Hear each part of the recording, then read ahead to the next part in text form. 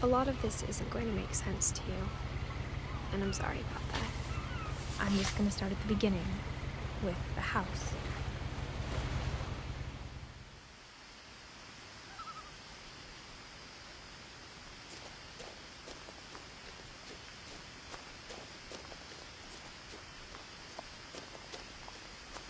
I lived here until I was 11, but I wasn't allowed inside half the rooms.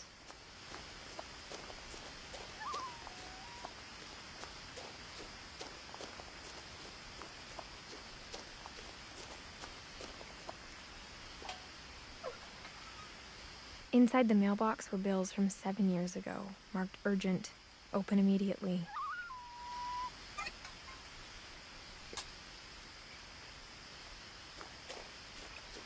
I hadn't been back since my brother Lewis's funeral.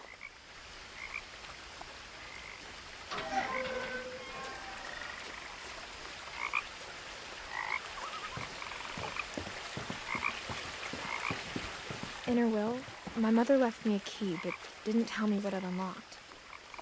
Maybe she thought I'd know, or she thought that the mystery would be enough to bring me back.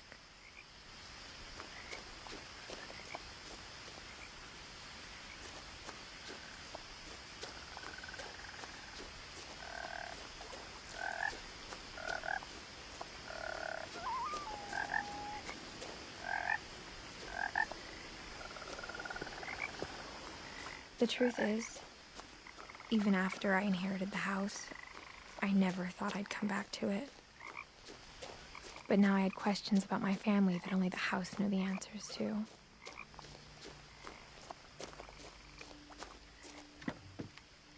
The woods around the house have always been uncomfortably silent, as if they're about to say something but never do.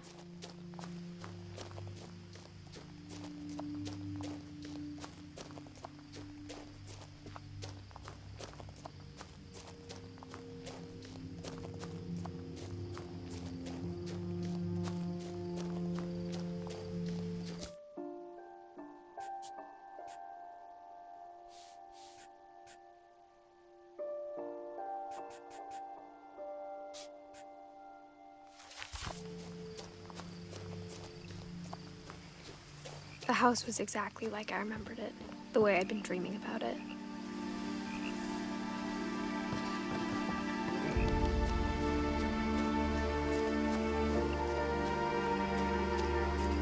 As a child, the house made me uncomfortable in a way I couldn't put into words.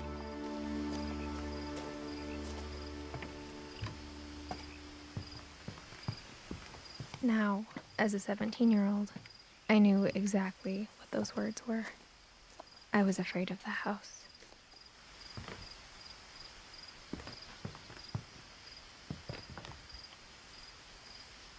I hoped the key might unlock the front door.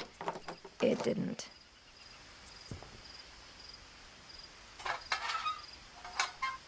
Looking in, I felt like the house itself had been waiting for me.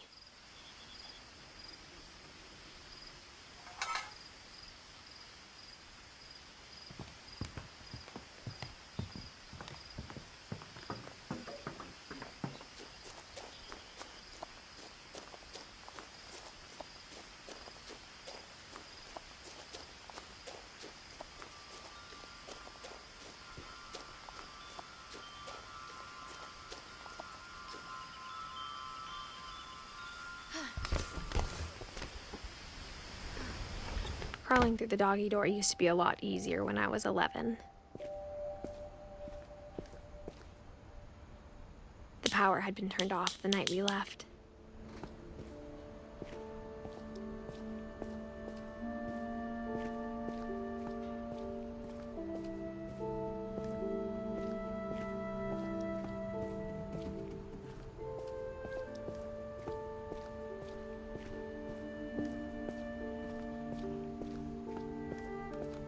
For the first time in years, I felt like I was home.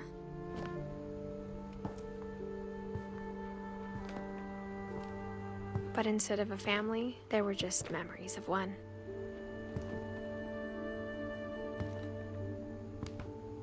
Like how only one restaurant would deliver to our house, so we had Chinese a lot.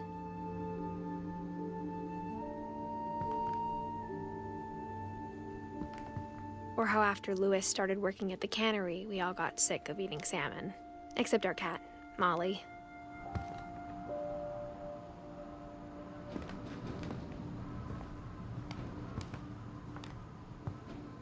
Nothing in the house looked abnormal. There was just too much of it, like a smile with too many teeth.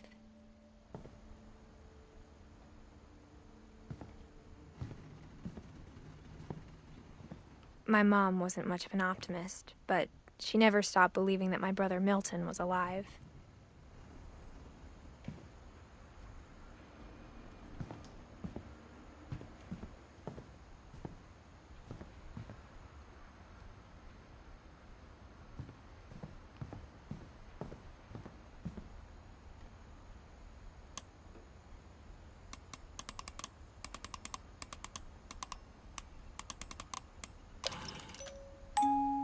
Great-Grandpa Sven built a music box for Barbara, along with the rest of the house.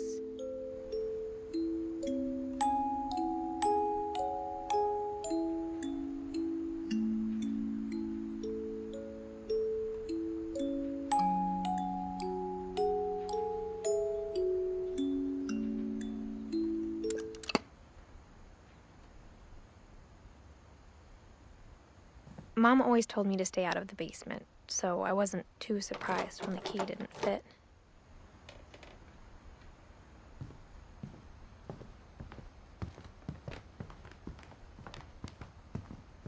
Even the fireplace had a story.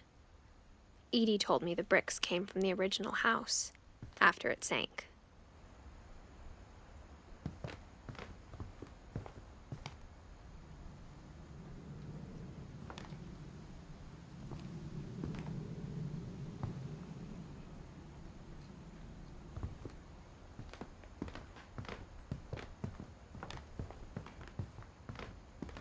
The table was still a wreck from the night we left.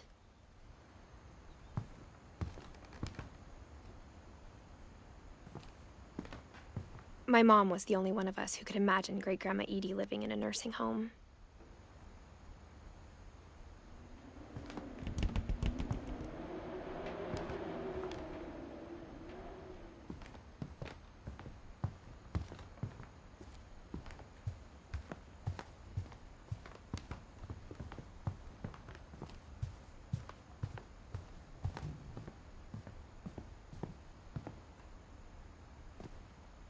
After Milton disappeared, Mom sealed up all the bedrooms. Then Edie retaliated and drilled peepholes.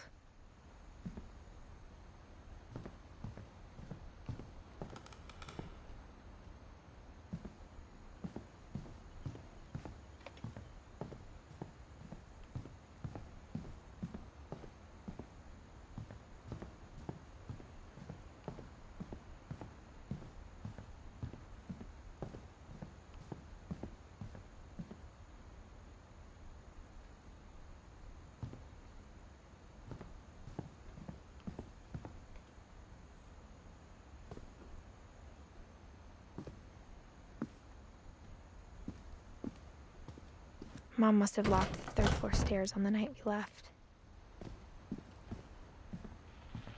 Edie's father, Odin, built the original house. Whenever people ask me about my family, the first thing they always want to know about is Barbara.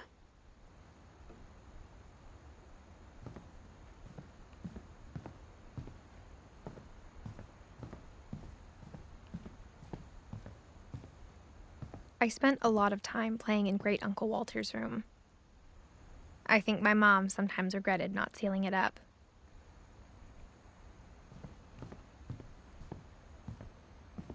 Louis told me there were secret passages, but I never believed him.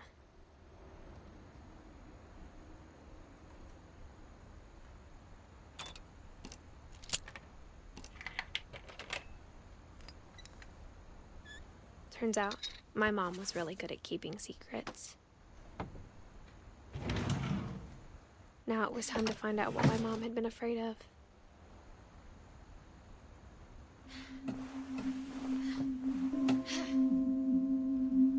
From the paintings on the wall, it was clear my brother Milton had been here before me.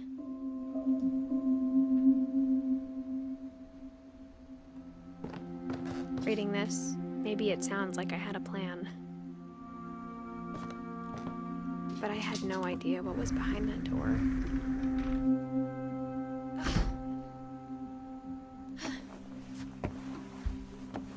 Just like I had no idea where all this was gonna lead.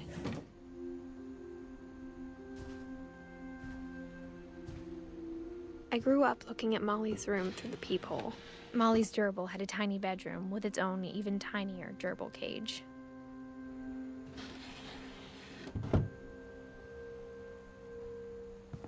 Being inside for the first time, I felt like I'd stepped behind a painting.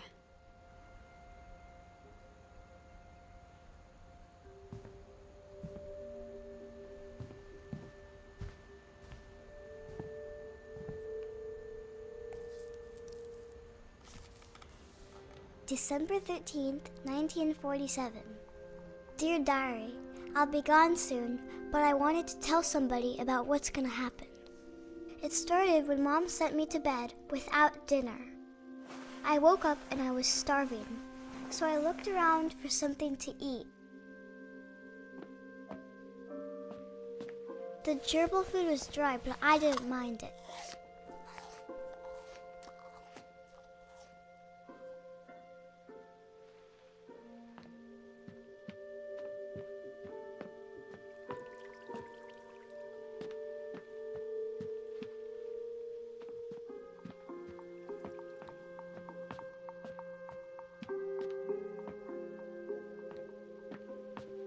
My Halloween candy was all gone.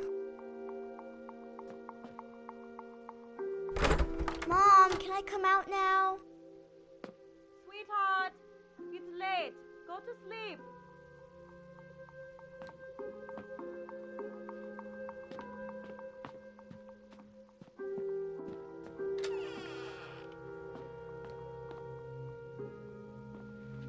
I kept eating and eating.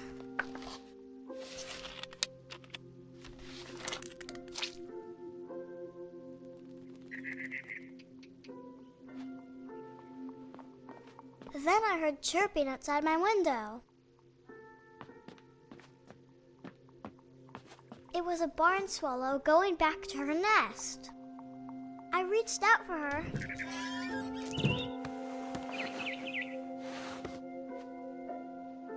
And suddenly,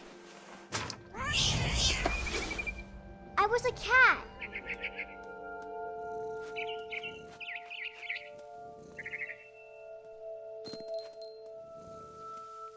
I tried to be quiet, but the bird was really scared.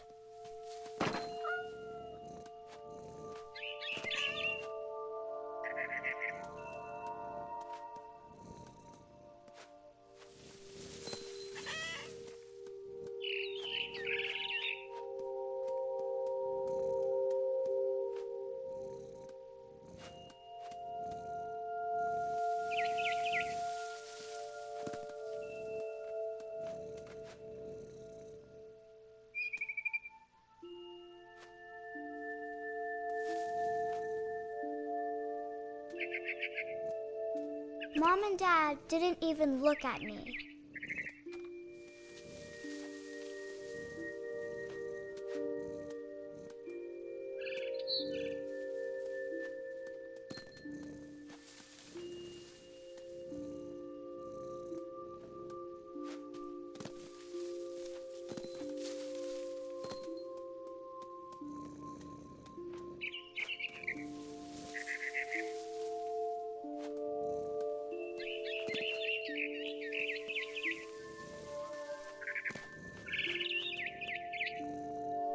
I jumped and I almost got her.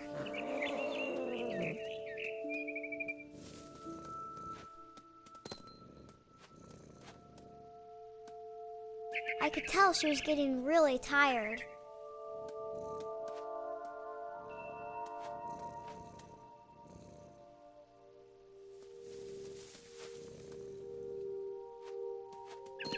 Now I was up in the big tree. I promised Dad I wouldn't climb it anymore. All I cared about was eating that mama bird.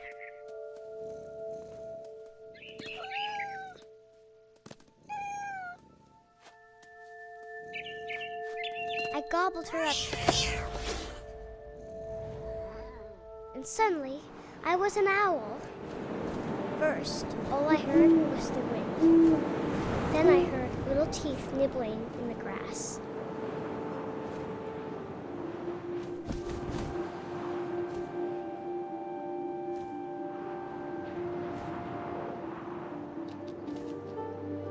Rabbits.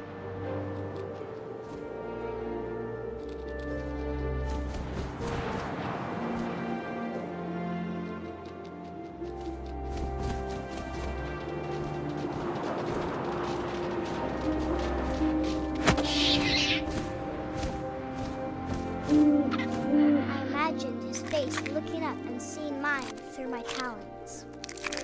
I swallowed him up, and I didn't chew one bit. Then I flew off to find something bigger.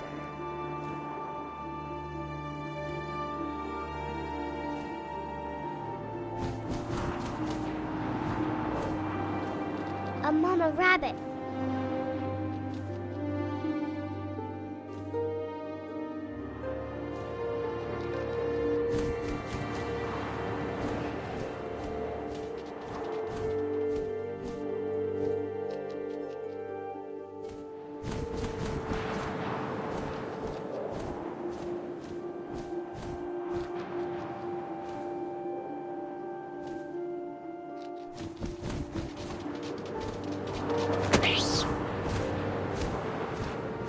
She was almost too big to carry.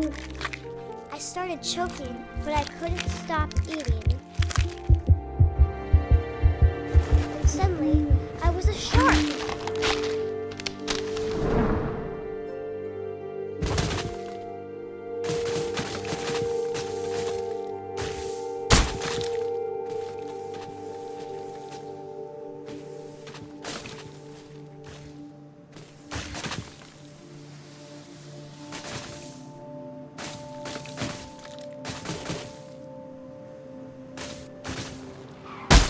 I rolled off a cliff and into the ocean. Now, I was hungrier than ever.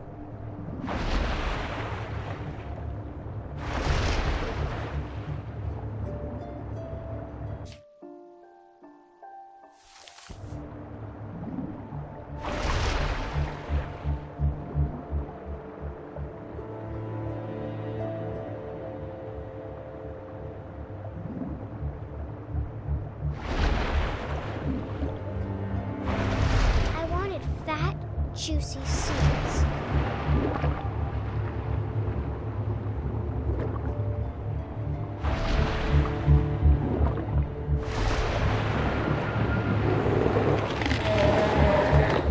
I tore off her flipper and it tasted really good.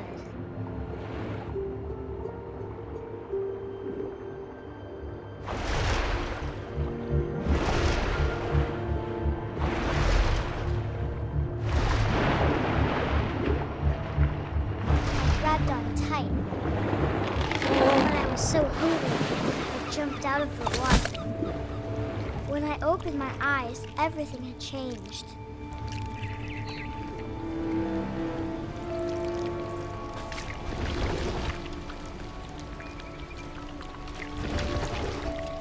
Now I was a monster, and I smelled people everywhere.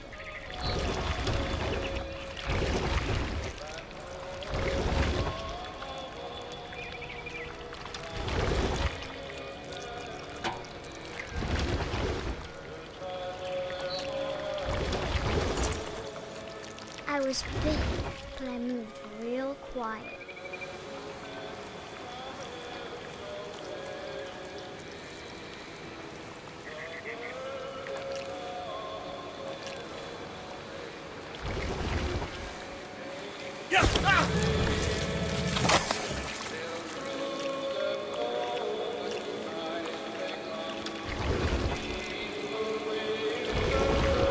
I wanted to stop, but also I didn't.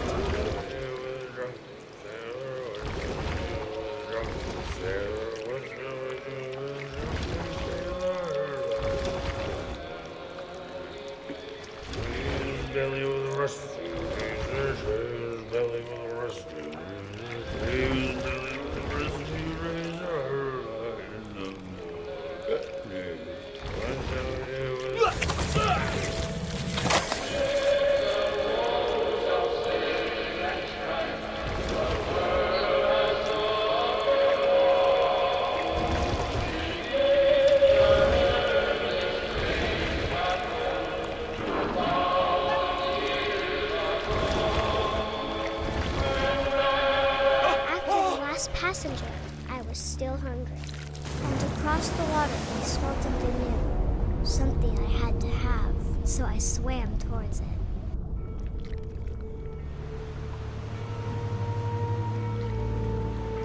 I slithered onto the sand, and the good smell went into an old pipe.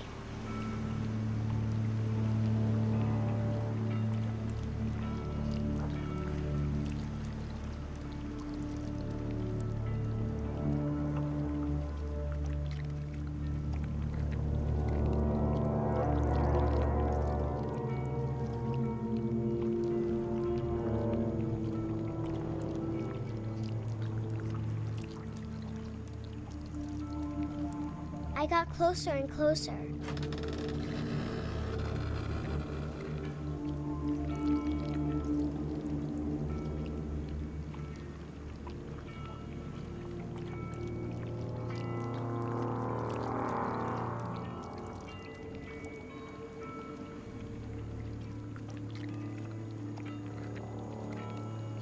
All of my stomach started growling. And suddenly, I was me again. I held my breath for a long time, but I couldn't hear anything. I think it's waiting for me to fall asleep. But it's not going to wait much longer. It needs to feed, and we both know I will be delicious.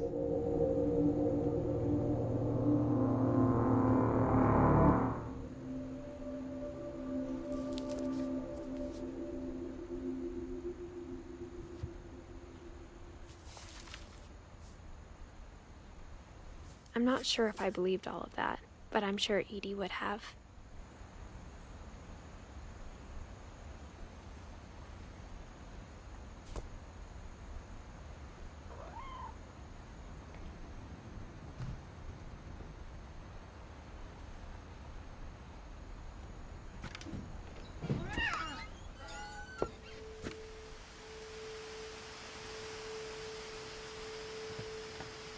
This will be obvious later, but my mom never told me any of these stories.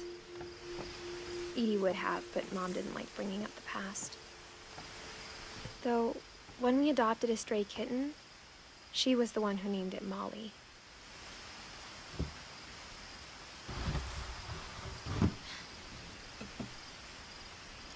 I spent a lot of time in Great-Grandma Edie's room.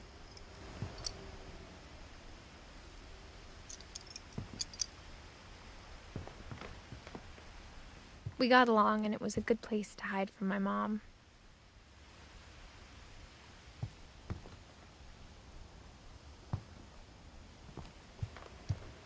When Edie told people Sven was killed by a dragon, she could also have said he was building a dragon-shaped slide that collapsed. She could have, but she didn't.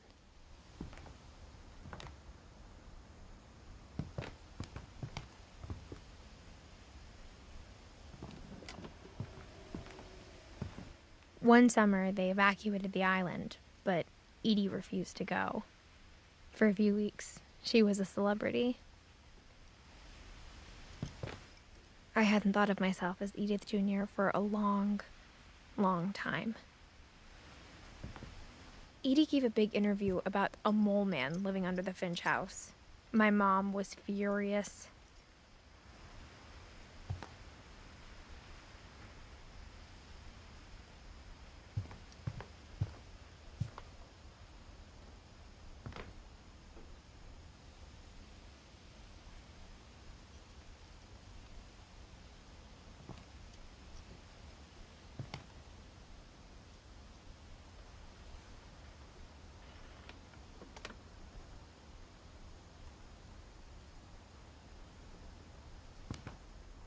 Her room was like a museum.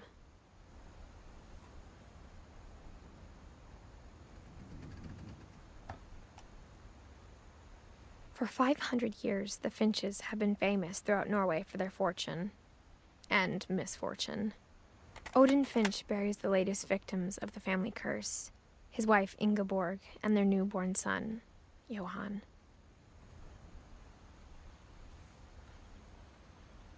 On January 7th, 1937, he set sail with his family and his house, hoping to leave the curse behind.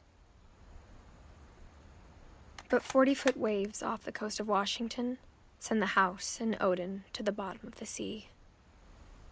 Odin's daughter Edie, with husband Sven and baby Molly, step ashore on their new home, Orcas Island. Odin Finch is the first to be buried in the new family cemetery. His daughter Edie is already dreaming of a new Finch house.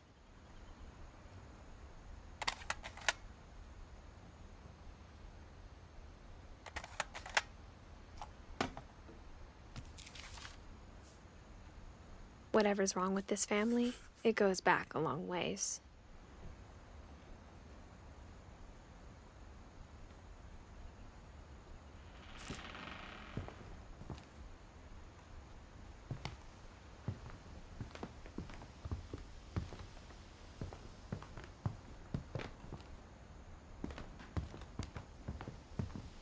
Edie knit me a new pair of gloves every year, just in time to replace the old ones. Louis died a week before we left, but Edie had already started to memorialize him.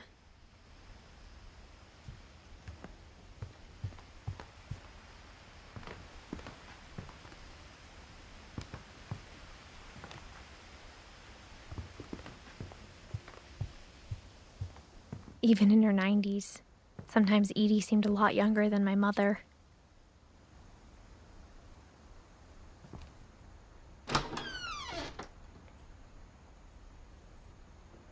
The only trace Grandpa Sam's first wife, Kay, left on the house was the pink bathroom. It was a pretty big trace.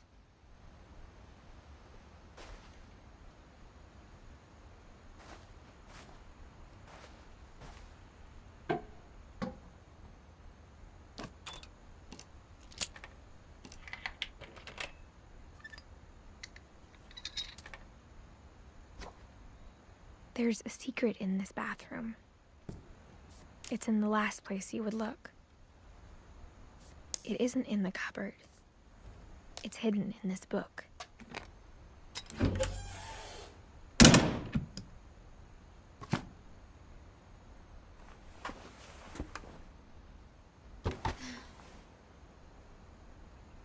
Sven gave Sam an old camera he'd refurbished. He never put it down.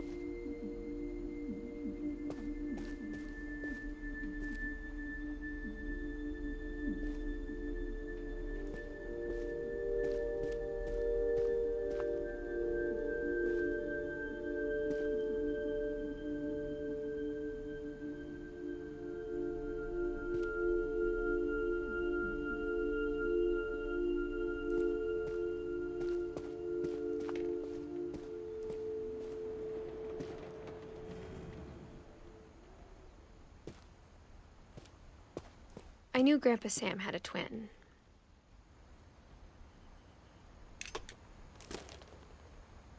And that he never talked about him.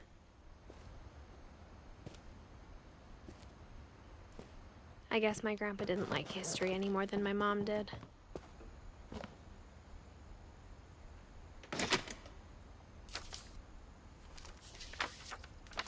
How I Want to Remember My Brother by Sam Finch. The thing I remember is that when he made up his mind, that was it.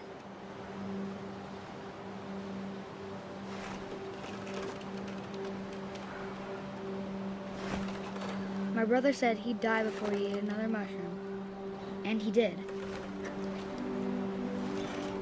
At Barbara's funeral, we swore we'd never be afraid again, and he wasn't.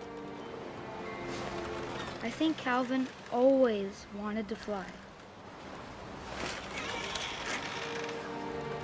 Sam! Calvin! But that day, he finally made up his mind to do it. I told him going around was impossible. Maybe if I hadn't said that, Alvin, I'm not gonna tell you again. maybe if the wind hadn't picked up, then maybe he'd still be here. But I doubt it. I think he'd already made up his mind. That's what I want to remember about my brother.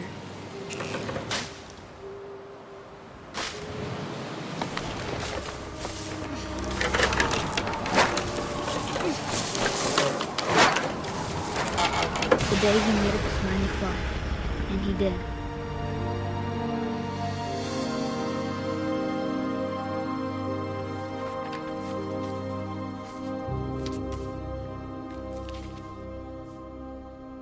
Calvin's story felt strangely familiar. When I was younger, I remember trying to do the exact same thing.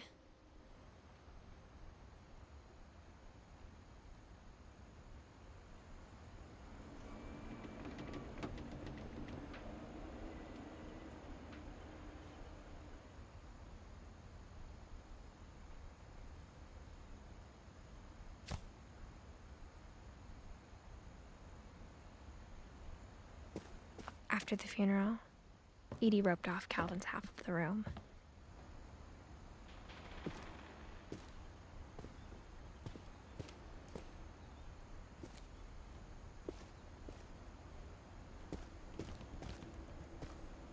Mom said Grandpa Sam enlisted at 18 and never set foot in the room again.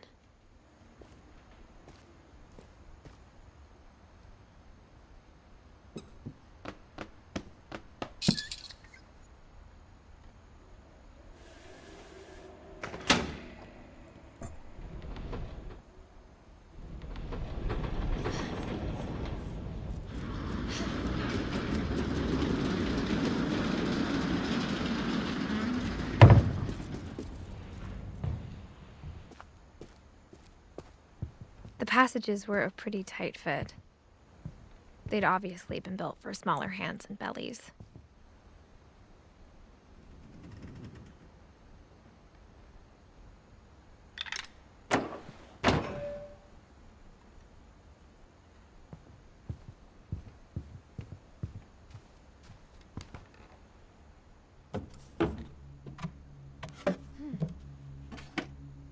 Growing up, I always thought a star.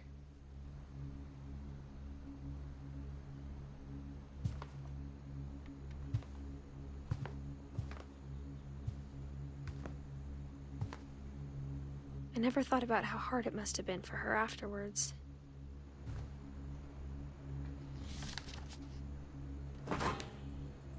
Of all the stories people wrote about Barbara's death, I'm surprised Edie saved this one.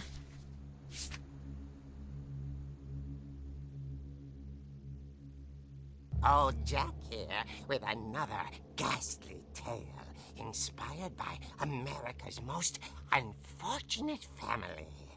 I'm calling it The Surprise Ending of Barbara Finch. As a child star, Barbara was famous for her scream. Now at 16, she was all washed up. A has-been. But in a lucky break, she'd been asked to perform her signature scream at a local convention for monster movie fans. It was just the boost her career needed. Unfortunately, her scream hadn't aged well. Getting better. I think you just need the right motivation. Her biggest fan and current boyfriend, Rick, was about to demonstrate when... Now that was a great scream. It was Barbara's father, Sven. He'd slipped into a table saw and had to be rushed to the emergency room. So Barbara got stuck babysitting her youngest brother, Walter. Her convention comeback was cancelled. Okay, I'm hearing frustration, but I'm not hearing terror. What if I tried... A gang of hoodlums in Halloween masks have been terrorizing Orcas Island tonight. Police are urging residents to... That came from the basement. You're right! Also, I loved your delivery on that. Why is your basement door locked? Because my dad likes making puzzles and secret passages. There's a key hidden in the music box. The secret is to keep winding and winding until finally the key pops out. Thanks, babe. I'll be back in a sec. 20 minutes later, Rick hadn't returned. So Barbara went to look for him, right on cue. She reached for the music box.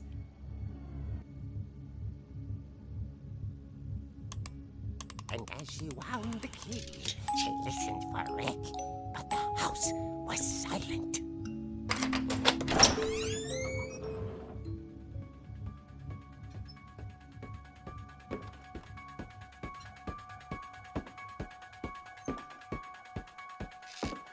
She found Rick's crutch and imagined the worst.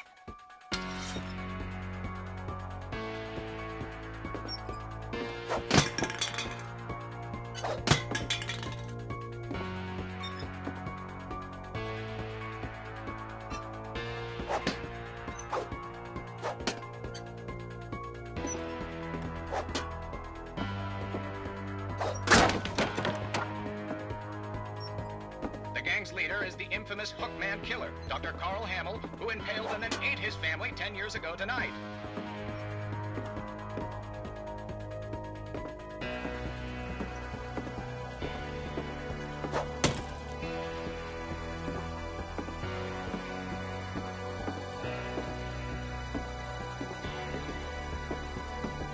The old fridge rattled and grew still.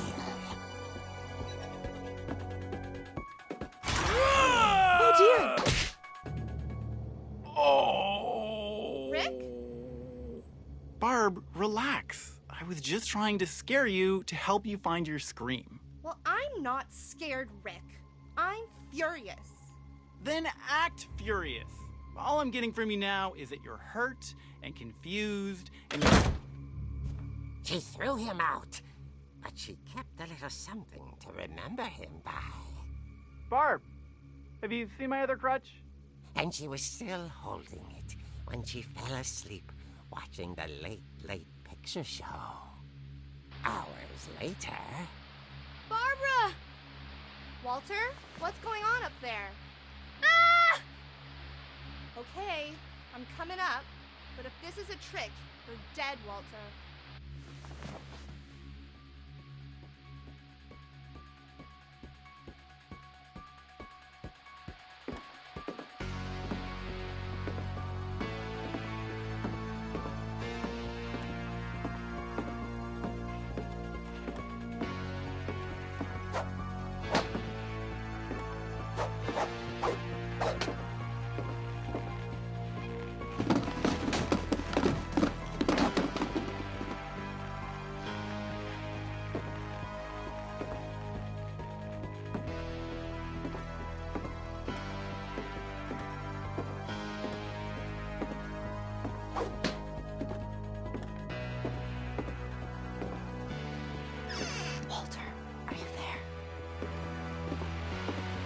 Walter had vanished, but his bedside radio was still on.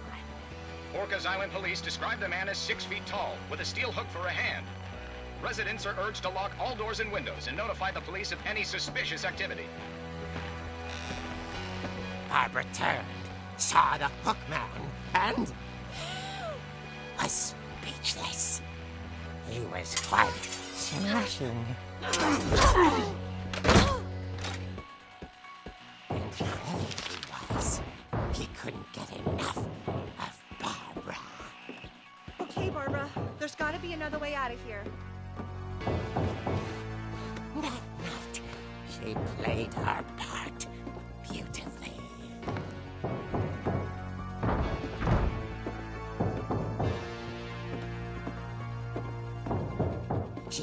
about abandoning Walter, but just couldn't do it. Molly's door hadn't been opened in years. The hinges groaned.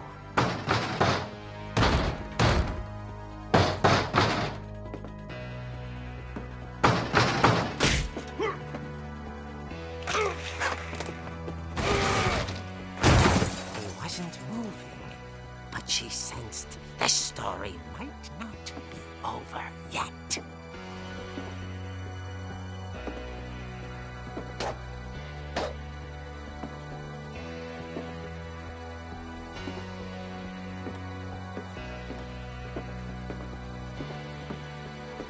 hookman had vanished.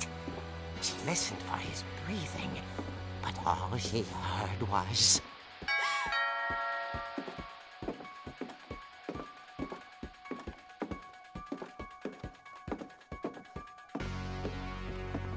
At the door, she heard whispering. It was coming from inside the house.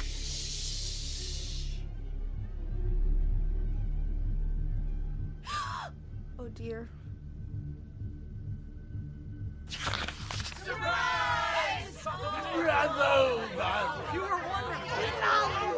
The monsters had come to surprise her.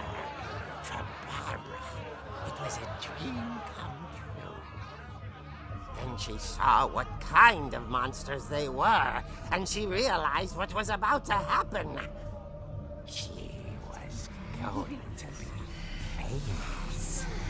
And with her final breath, Barbara Finch gave the performance of her life.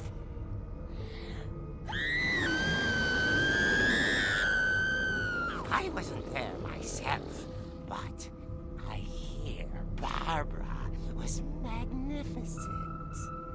Poor girl. She had a taste for stardom. But unfortunately, so did her fans. Of course, the police blamed it all on poor Rick, who disappeared the same night. And little Walter? Hiding under his bed the whole time. He took it all pretty hard, but that's another story.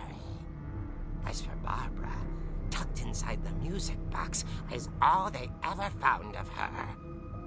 Her ear. Now that's what I call a real eerie tale.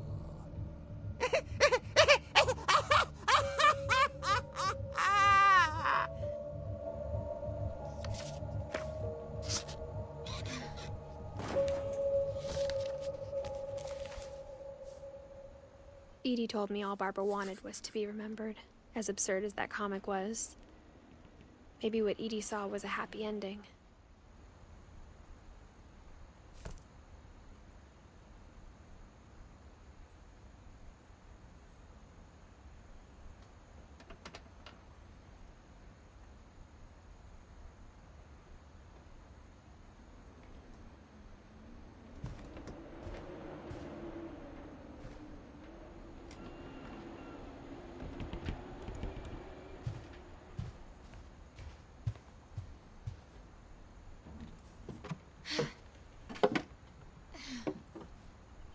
I guess now I know why Mom didn't like me playing with the music box.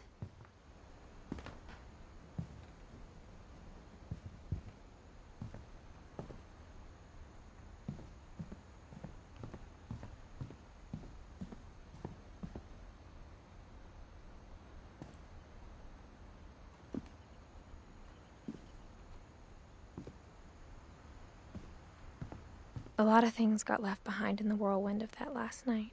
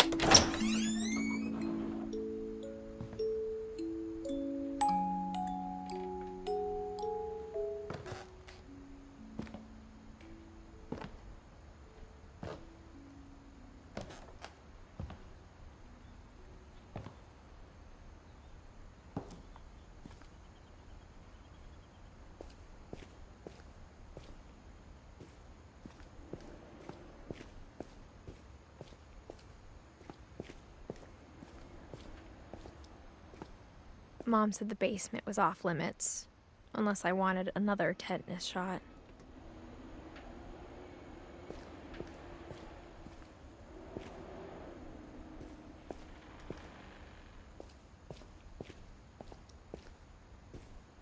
I saw Edie sneak down to the basement once, carrying packages.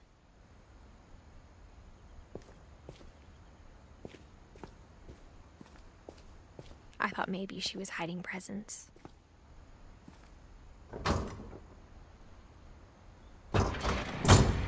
It turned out she was hiding a lot more than that.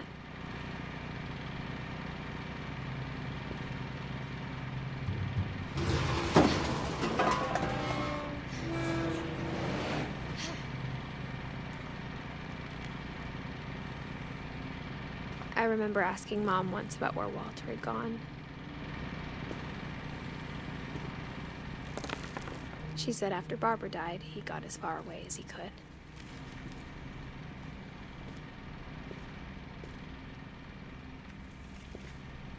If there's a pattern in all these stories, I think it's that none of us has gotten very far.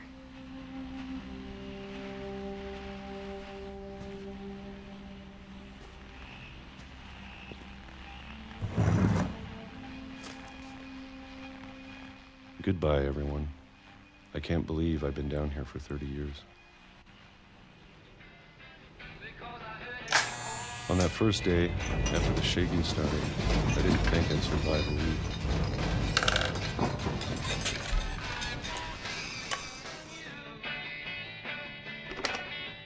But after a few days, I settled into a routine. That's what kept me sane. Having a schedule, living for today. I always expected to be dead tomorrow. But if you wait long enough, you get used to anything.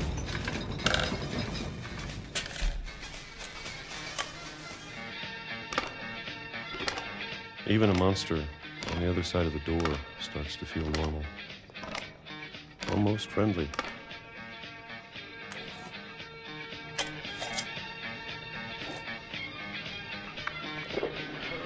And then one day, everything just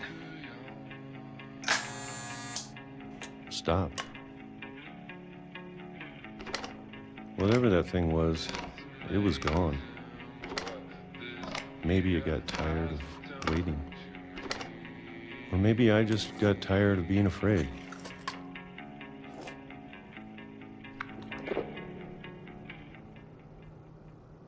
It's been a week now, the longest in 30 years. I'm done waiting. I have to leave while I still can.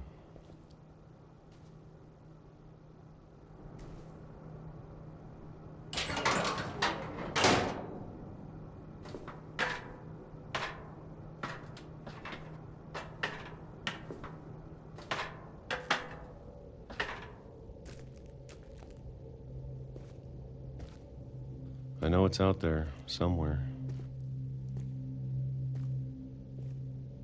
Whatever killed Barbara.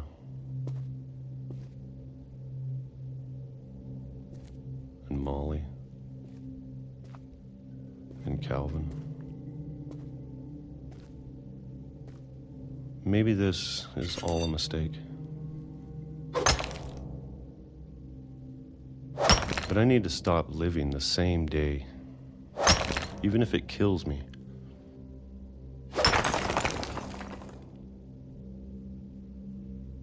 Whatever's out there, I want you to know I'm ready for it. I'm going to appreciate all of it, especially the food. I don't mind if I only have a year left. Or a month. Or a single week. I'd be happy with one new day. I can already imagine the sun on my face.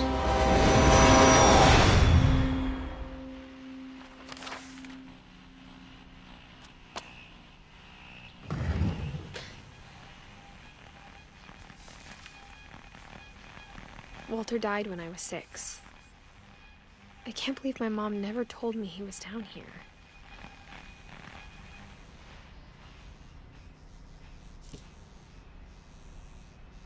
I'm sure my mom was trying to protect me.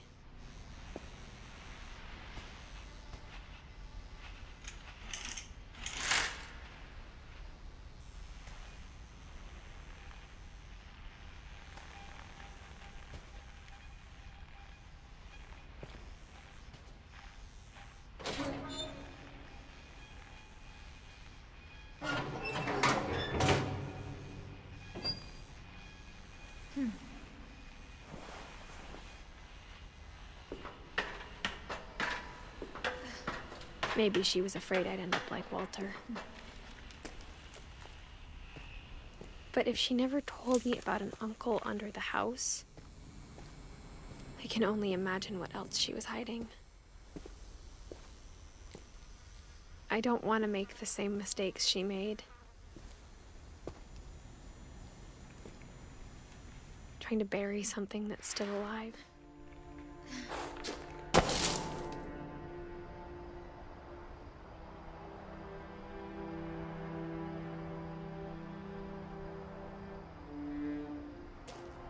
Now that there's only one of us left, or maybe 2, I thought it was time I heard the stories for myself and found out what happened to everyone else. But now I'm worried the stories themselves might be the problem. Maybe we believed so much in a family curse, we made it real.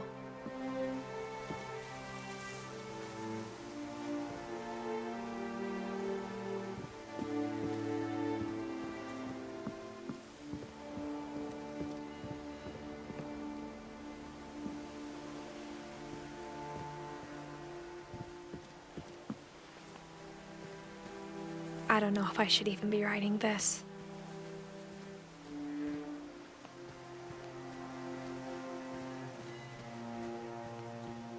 Maybe it'd be better if all this just died with me.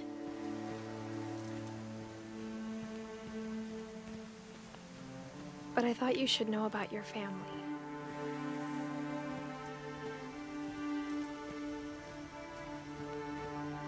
And the history you're a part of.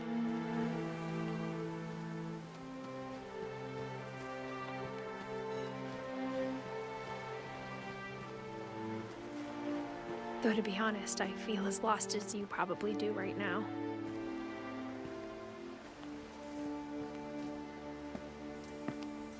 I think the people in these stories believed them, for what that's worth.